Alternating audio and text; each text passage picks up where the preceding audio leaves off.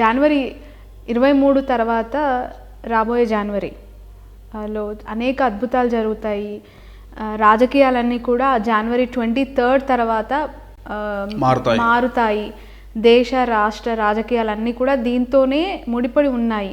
ఈ మాట పదే పదే చెప్తూ ఉన్నారు.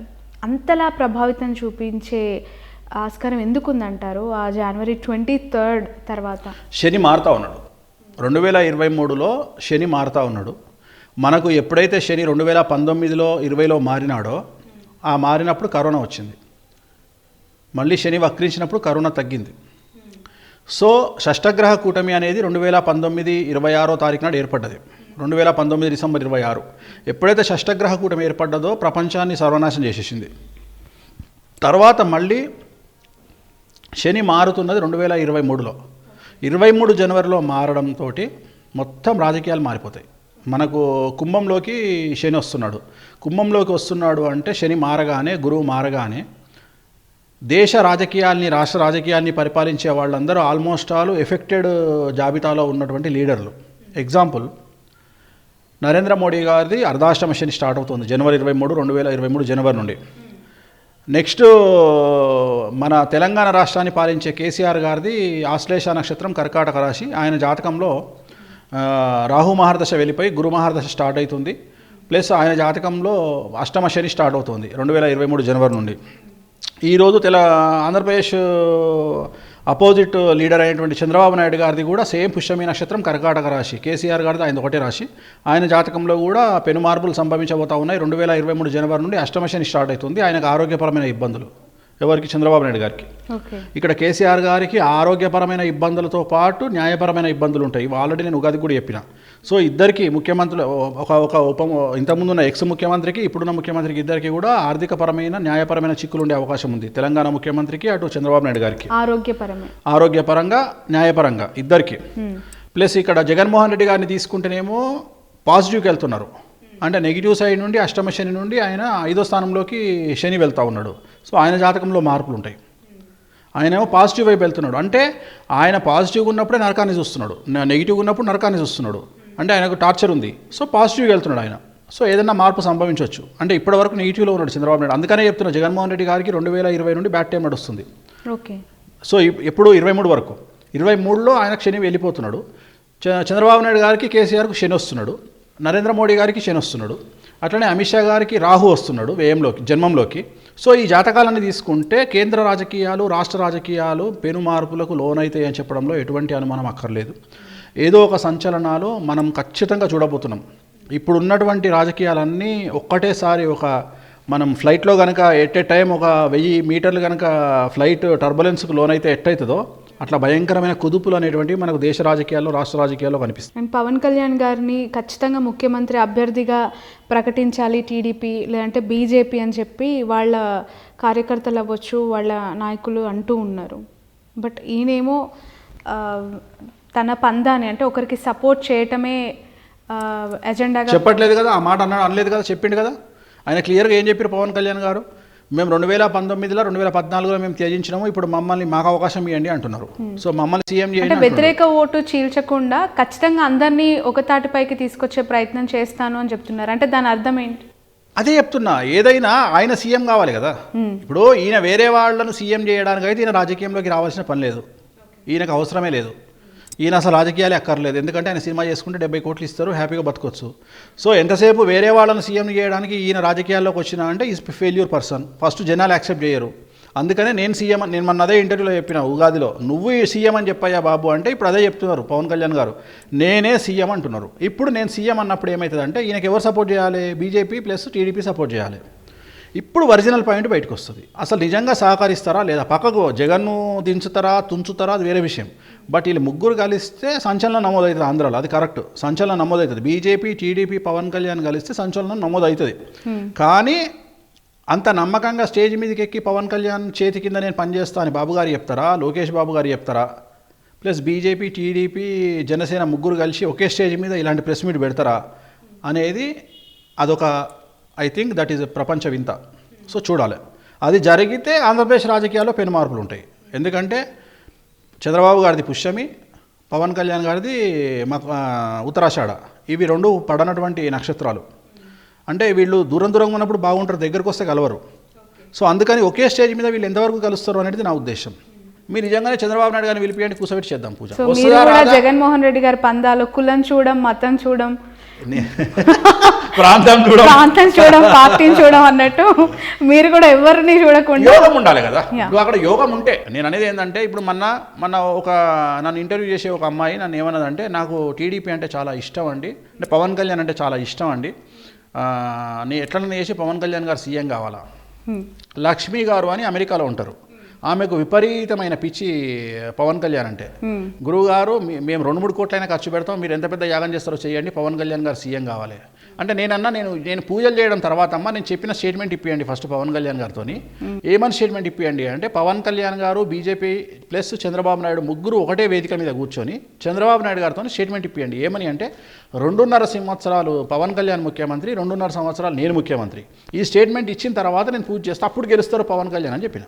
అది సాధ్యం అవుతుందండి నేను చెప్పిన. అట్లా కాకుండా ఇప్పుడు అంతెందుకమ్మా, నేను చిన్న లాజిక్ చెప్తా. నాకు బాగా నచ్చినటువంటి వ్యక్తులు చాలామంది ఉంటారు. నేను మన విజయవాడ పోయినప్పుడు నాకు ఎయిర్పోర్ట్ నుండి కారులో వస్తున్నప్పుడు నన్ను రిసీవ్ చేసుకోవడానికి ఒక వీఐపీ వచ్చిండు. ఆయనకు ఒక తెలుగుదేశం హార్డ్ కోర్ ఫ్యాన్, ఆయన డ్రైవ్ చేస్తూ ఉన్నాడు, హోటల్కి తీసుకొస్తా ఉన్నాడు. ఏంది పరిస్థితి అన్న, నాశనం అయిపోయింది ఆంధ్రప్రదేశ్ అన్నాడు. ఫస్ట్ పాయింట్, ఆంధ్రప్రదేశ్ సర్వనాశనం అయిపోయింది, ఇంకా నాశనం అయిపోయింది. ఓకే, నాశనం అయిపోయింది, ఈసారి ఎవరు వస్తున్నారు అని అడిగిన. అంటే ఇంకెవరు వస్తారంటే బాబుగారు వస్తారు అన్నాడు. అవునా, ఓకే రైట్. అంటే బాబుగారు సింగిల్గా పోటీ చేసి వస్తారా అన్నాడు. లేదండి పవన్ రావాలి. అవునా, పవన్ వస్తాడా? లేదండి బీజేపీ రావాలా. అంటే బీజేపీ, చంద్రబాబు, పవన్ ముగ్గురు పోటీ చేస్తే టీడీపీ వస్తుంది. మరి నా చిన్న ప్రశ్న అండి, జగన్మోహన్ రెడ్డి లంగా దొంగ లఫంగా అయినప్పుడు మరి డైరెక్ట్గా టీడీపీ రావాలి కదా, మరి ఇంతమంది ఎందుకు కలవాల్సి వస్తుంది అని అడిగిన. దానికి ఆన్సర్ లేదు అంటే ఇప్పుడు అర్థమైంది కదా. మనం చాలా ఊహించుకుంటాం, రియాలిటీ వేరు. ఇప్పుడు జనాలకు తొందర ఎక్కువ. నేను బెనిఫిషియర్స్ని అడిగిన, బెనిఫిషియర్ అంటే ఈ స్కీములు తీసుకునే వాళ్ళని అడిగిన. వాళ్ళని అడిగితే 10వ తారీఖు వరకు జగన్ తిడుతున్నారు, 11 నుండి మెచ్చుకుంటున్నారు. అంటే ఆ స్కీమ్ పైసలు వచ్చే వరకు తిడుతున్నారు, లేట్ అయితే స్కీమ్ పైసలు చేతికి రాగానే దేవుడు అంటున్నారు. అంటే దానివల్ల కన్ఫ్యూజ్ అవుతుంది ఆంధ్రప్రదేశ్ రాష్ట్రం. అర్థమైందమ్మా. ఇప్పుడు ఈ నెల 10వ తారీఖు వరకు స్కీమ్ పైసలు పడతలేవు అకౌంట్లో, పడకపోతే లేట్ అయింది కాబట్టి తిడుతున్నారు జగన్ను. 11 తర్వాత పాజిటివ్గా మాట్లాడుతున్నారు. సో ఈ కన్ఫ్యూజన్లో జనాలు ఏమనుకుంటున్నారు అంటే ఏదో జరుగుతుంది అనుకుంటారు. కానీ ఇవాళటి మాటను నేను ఏకీభవించను. నేను చెప్పబోయేది ఏంటంటే 2023 జనవరి నుండి ఆంధ్రప్రదేశ్ రాష్ట్ర రాజకీయాలు, తెలంగాణ రాష్ట్ర రాజకీయాలు, కేంద్ర రాజకీయాలు సర్వం మారబోతున్నాయి. శని మారుతూ ఉన్నాడు, గురువు మారుతూ ఉన్నాడు. సినిమా అనేది అప్పుడు స్టార్ట్ అవుతుంది. నిజంగా ఆంధ్రప్రదేశ్ కాబోయే ముఖ్యమంత్రి ఎవరో అప్పుడే తేలుతుంది. ఇంకా 2 సంవత్సరాలు ఉంది. ఇప్పుడు నేను సీఎం అని లొల్లి పెట్టడం వల్ల లాభం లేదు. అంటే మరోసారి జగన్ గారికి అవకాశం లేదంటారా? నేను ఆల్రెడీ చెప్పినా కదమ్మా, 2024లో జగనే సీఎం అని. ఓకే, నాకు ఏదైనా డౌట్ ఉంటే 29 మీద, 24 మీద నాకు డౌట్ లేదు. ఖచ్చితంగా మళ్ళీ జగన్మోహన్. నా ఉద్దేశం ప్రకారం అయితే 2020. నేను మాట్లాడేది ఒకటి గుర్తుపెట్టుకో, ఇందాక ఒక మాట అన్నావు, వాళ్ళు ముగ్గురు కలిస్తే. అందుకనే చెప్తున్నా, ఇప్పుడు ఉన్నటువంటి కండిషన్ ప్రకారం పదే అండర్లైన్ చేసుకోవాలి. ఎందుకంటే నన్ను ట్రోల్ చేసే వాళ్ళు ఎక్కువ ఉంటారు. అందుకని మొదలే చెప్తున్నా ఏంటంటే, ఈరోజు ఉన్నటువంటి పరిస్థితి ప్రకారం 2024లో జగన్ వచ్చే అవకాశం ఉంది. రేపొద్దున పార్టీలు ఎవరెవరు కలుస్తారు, ఎవరెవరు కొట్టుకుంటారు అనే దాన్ని బట్టి సీఎం గురించి మాట్లాడతా. అంటే నా భయం అంటే ఏంటి అంటే, నేనేం దేవుడిని కాదు, నాది ఒక ప్రిడిక్షన్. సో నేను చెప్పే సక్సెస్ రేటు 98%. ఇన్ కేస్ ఒకవేళ నేను చెప్పేది ఒక్కటి తప్పైనా దాని మీద కొన్ని 100 కోట్ల బెట్టింగ్ జరిగినప్పుడు వాళ్ళ కుటుంబాలు నష్టపోతాయి. సో అందుకనే నేను ఇవాళ నీతోని ఇది బేసిక్. ఇది నేను చెప్పదలుచుకుంది ఏంటంటే, ఇక మీదట ఎక్సెప్ట్ ఆంధ్ర ఎలక్షన్స్, రాబోయే ఆంధ్ర ఎలక్షన్స్ పోల్స్ రిజల్ట్కు తప్ప, అది కూడా ఈరోజే చెప్తున్నా, ఇక ఫర్దర్గా చెప్పను. అక్కడ జగన్మోహన్ రెడ్డి వస్తాడు, 10 మంది కలిసి వస్తారా, 20 మంది కలిసి వస్తారా, 30 మంది కలిసి వస్తారా, నాకు అనవసరం. అక్కడ మళ్ళీ జగన్మోహన్ రెడ్డి వస్తాడు. రెండోది, తెలంగాణ కాబోయే ముఖ్యమంత్రి రేవంత్ రెడ్డి, ఆంధ్ర ముఖ్యమంత్రి జగన్మోహన్ రెడ్డి, ఇద్దరి జాతకాలు కూడా సేమ్ బుధ మహర్దశ నడుస్తుంది. ఇద్దరు జైలుకు పోయి వచ్చిర్రు. చెప్పని మాకు కంప్లీట్ చేయని, ఇద్దరు జైలుకు పోయి వచ్చిర్రు. సో ఇక్కడ గుర్తుంచుకోవాల్సింది, చెంచల్ కూడా జైలు 2 ముఖ్యమంత్రులు ఇచ్చింది 2 రాష్ట్రాలకు. సో ఈ 2 ముఖ్యమంత్రులు కూడా ఖచ్చితంగా నాకున్నటువంటి అవగాహన ప్రకారం కంటిన్యూగా వీళ్ళు కరెక్ట్గా పనిచేస్తే ఇన్ ద సెన్స్ జాతకాలని బేరీజ్ వేసుకుంటూ ముందుకు వెళ్ళినట్లయితే ఇద్దరు కూడా 3 టర్ములు రూలింగ్ చేసే అవకాశం ఉంది. అంటే 15 సంవత్సరాలు. జగన్మోహన్ రెడ్డి ఆల్రెడీ వచ్చి 4.5 ఏళ్ళు అయింది. సో ఇక్కడ ఎట్లాగూ రేవంత్ రెడ్డి గారు ముఖ్యమంత్రి పీఠాన్ని అధిరోహించబోతా ఉన్నారు. అది వృషభ లగ్నం అవ్వచ్చు, కర్కాటక లగ్నం అవ్వచ్చు, మిథున లగ్నం అవ్వచ్చు. 3 లగ్నాలలో సూటబుల్ లగ్నం వారికి 3 లగ్నాలలో ఏదో ఒక లగ్నం ఉంటుంది కాబట్టి ఆ లగ్నాన్ని బేస్ చేసుకొని 4వ తారీఖు కానీ 9వ తారీఖు కానీ వారి ప్రమాణ స్వీకారం ఉండే అవకాశం ఉంటుంది. సో ఇది కన్ఫాము. రేవంత్ రెడ్డిని కొట్టేటోడు లేడు, జగన్మోహన్ రెడ్డిని ఎదుర్కొనేటోడు లేడు అని చెప్పి మీరు చెప్పారు.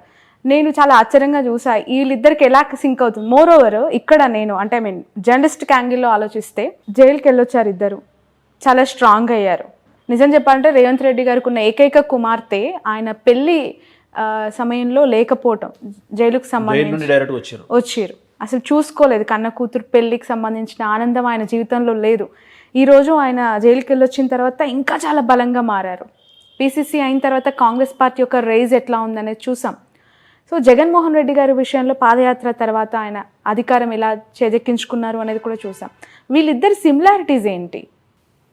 సిమిలారిటీస్ అంటే నాకు వ్యక్తిగతమైనటువంటి సామాజికమైనటువంటి అంశాలు లేదా సామాజిక వర్గం కూడా ఇద్దరిది సేమ్.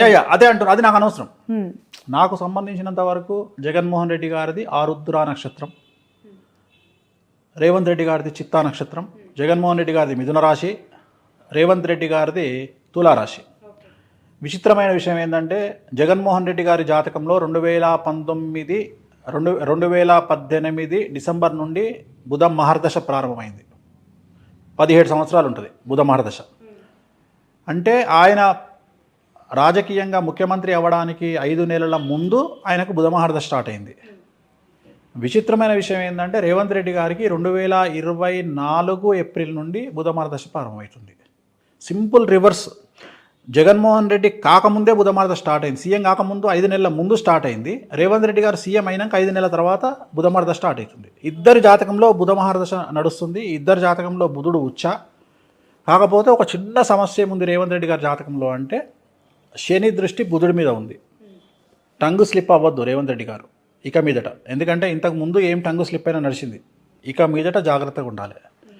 రెండోది ఏంటి అంటే జగన్మోహన్ రెడ్డి గారి జాతకంలో రేవంత్ రెడ్డి గారి జాతకంలో ఉన్న చిన్న తేడా ఏంటి అంటే రేవంత్ రెడ్డి గారికి ముఖ్యమంత్రి పదవిలో గండాలు కనిపిస్తున్నాయి, కానీ జగన్మోహన్ రెడ్డి గారికి లేవు. రేవంత్ రెడ్డి గారు నమ్మక ద్రోహానికి గురయ్యే అవకాశం ఉంది ముఖ్యమంత్రి పీఠంలో ఉన్నప్పుడు. లేదా ఒక ప్రత్యేకించి మీడియా సంస్థ ఆయన మీద స్టింగ్ ఆపరేషన్ చేయడం వల్లనో, ఒక వ్యక్తి స్టింగ్ ఆపరేషన్ చేయడం వల్లనో ఆయన తన పదవిని కోల్పోయే అవకాశం ఉంది. అంటే పదవి గండం ఏర్పడే అవకాశం ఉంది రేవంత్ రెడ్డి గారికి. ఎందుకు అంటే రేవంత్ రెడ్డి గారి జాతకంలో శని దృష్టి 5 గ్రహాల మీద ఉంది. సో దాంట్లో ముఖ్యంగా శుక్రుడి మీద ఉంది. రెండోది రేవంత్ రెడ్డి గారి జాతకంలో గురువు 6వ స్థానంలో ఉన్నాడు. సో ఇవన్నిటిని తీసుకుంటే ఏంటి అంటే నమ్మక ద్రోహం ఏర్పడే అవకాశం ఉంటుంది, మధ్యలో పదవీచ్యుతుడయ్యే అవకాశం ఉంటుంది, పదవిని కోల్పోయే అవకాశం ఉంటుంది. ఎందువల్ల అంటే శత్రువుల యొక్క దాడి వల్ల.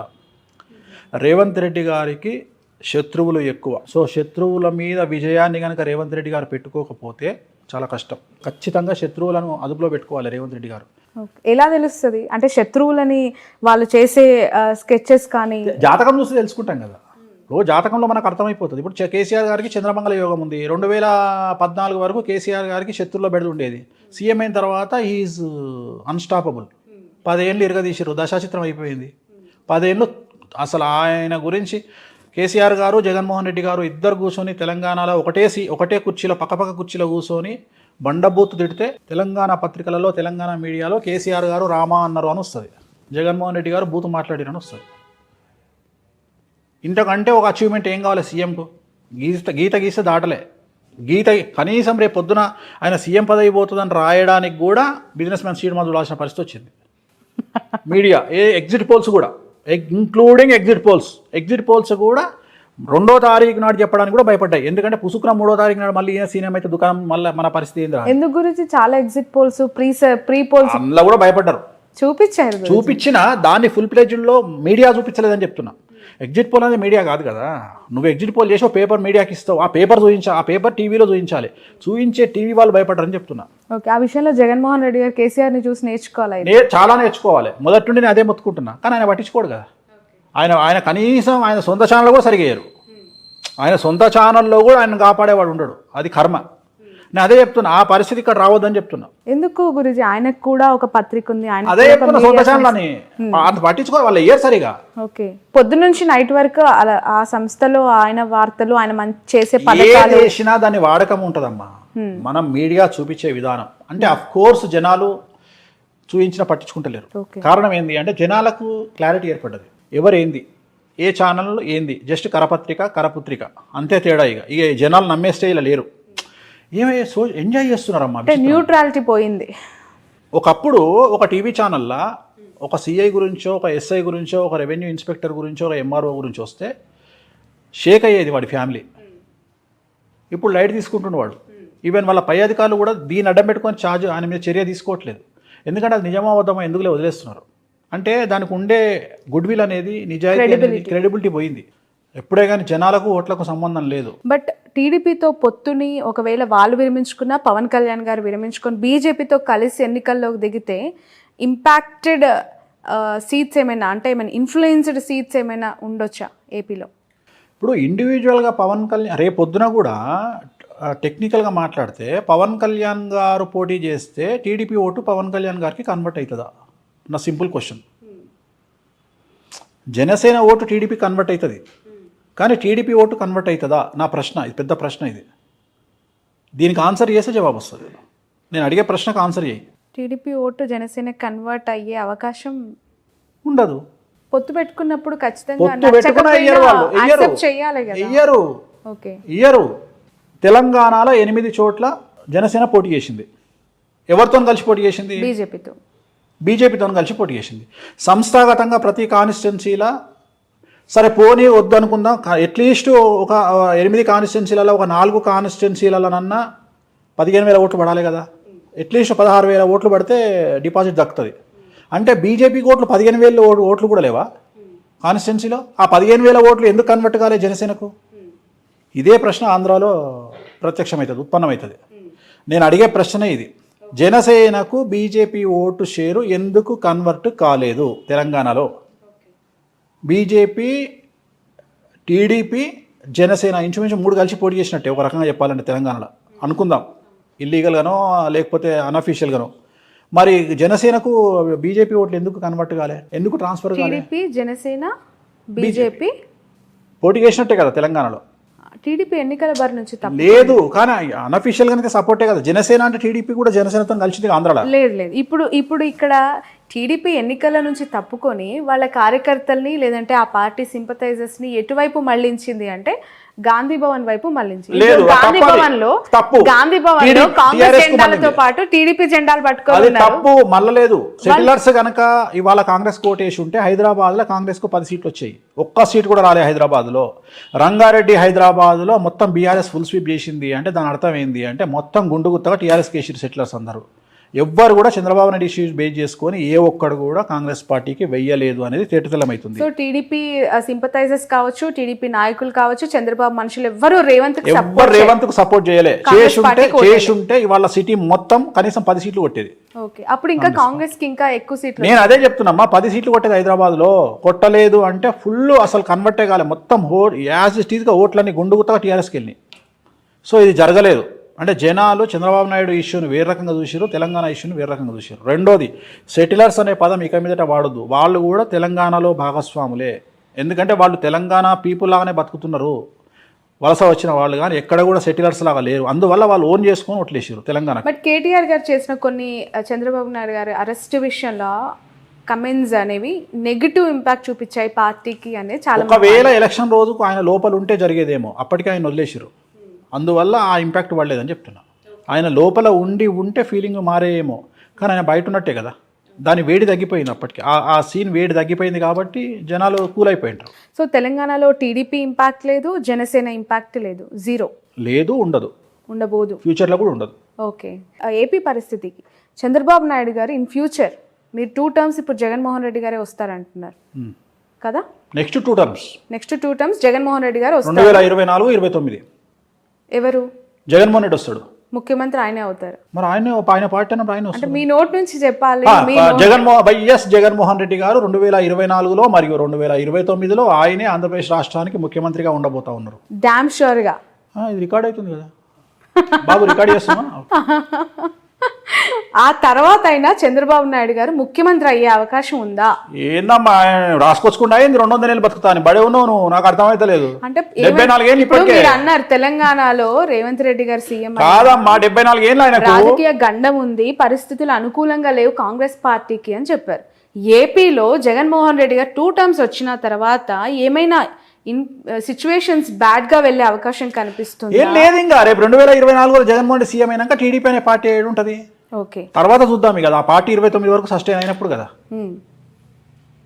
ఆ పార్టీ అప్పటి వరకు సస్టైన్. ఇప్పుడు నేను ఇంతకుముందు చెప్పిన 2017లో ఒక ఇంటర్వ్యూలో చెప్పిన ఏమని అంటే, రాజశేఖర్ రెడ్డి లాగా మారిన జగన్మోహన్ రెడ్డి గారిని చూస్తారు మీరు అని చెప్పిన. అన్నట్టుగానే ఆయన మారిండు. మారిన తర్వాత ఆయనకు జనాల్లో లీడర్లు నమ్మకం వచ్చింది. అట్లనే ఇంకో మాట చెప్తున్నా ఇప్పుడు నీ తరపున, కేసీఆర్గా మారబోతున్న జగన్మోహన్ రెడ్డిని చూస్తారు 24లో. అర్థమైందా డైలాగ్? ఓకే, కంట్రోల్ చేస్తాడు, ఓకే, అందరినీ కంట్రోల్ చేస్తాడు. సో ఇంకా తిరుగులే జగన్మోహన్. స్థానబలం ఏంటంటే స్థానబలం. గత ఇంటర్వ్యూలో finally to conclude, Pawan Kalyan and TDP party 2 మాత్రమే అలయన్స్ ఉన్నాయి ఏపీ విషయానికి వస్తే. ఇప్పుడు బీజేపీ కూడా అక్కడ జత కట్టింది. ఏమైనా మార్పులు ఉంటాయా మీరు చెప్పిన గత ప్రిడిక్షన్స్? ఏముండదమ్మా, అంటే ఆ 3 పార్టీలు కలుపుకొని చాలా స్ట్రాంగ్ గా జగన్ గారి పైకి ఇప్పుడు దూసుకొస్తూ ఉన్నాయి.